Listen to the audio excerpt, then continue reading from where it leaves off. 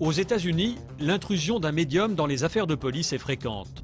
Le message est souvent bienveillant, pourtant les conséquences peuvent être dramatiques. Surtout quand les médiums s'adressent à des millions de téléspectateurs. Ce soir-là, un animateur a fait venir Sylvia Browne, une célèbre voyante américaine. Sur le plateau, face à elle, les parents désespérés d'un garçon de 11 ans. Il a disparu depuis plusieurs mois. La médium prétend savoir ce qui lui est arrivé. Est-ce qu'il a été enlevé? Oui, il a été enlevé, c'est ça. Il y a une description de la personne qui a fait ça? Oui, il avait une allure espagnole, mais étonnamment, il portait des dreadlocks. Est-ce qu'il est toujours en vie? Non.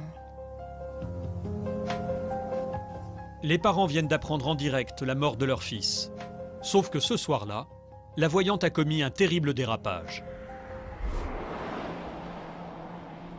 Nous avons retrouvé les parents du garçon, à Richwoods.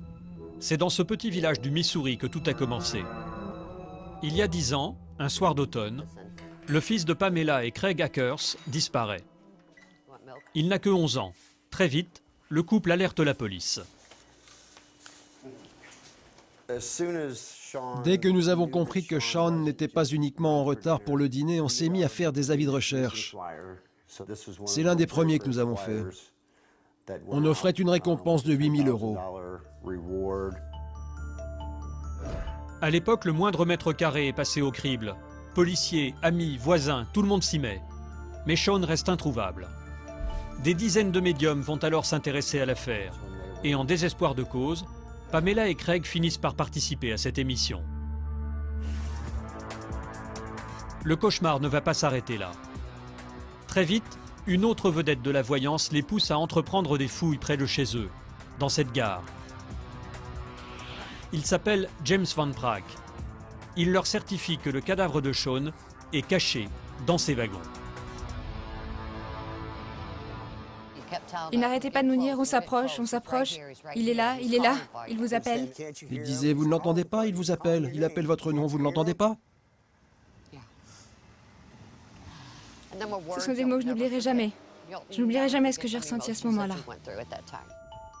Les fouilles ne donnent rien. Les parents n'y croient plus. Mais 4 ans plus tard, un incroyable coup de théâtre survient. Alors qu'ils enquêtent sur une affaire d'enlèvement, les policiers tombent nez à nez avec Sean.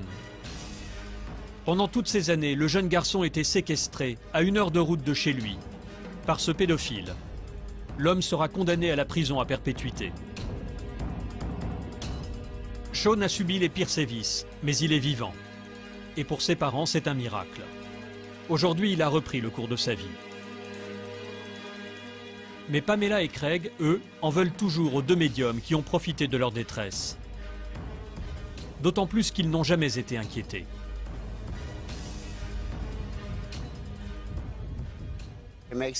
Ça me rend fou. Ils vous attrapent au moment où vous êtes le plus faible. Ils ne réalisent pas que vous avez beaucoup à perdre à cause de leurs mensonges. Quand la voyante a dit qu'il était mort, ça a été dramatique pour nous. Car à partir de là, les gens ont arrêté de faire les recherches. Je pense que c'est criminel. Il faudrait des lois contre ça. Les 2 médiums refusent toute interview pour s'expliquer. Et plus grave, ils continuent d'exercer en toute impunité.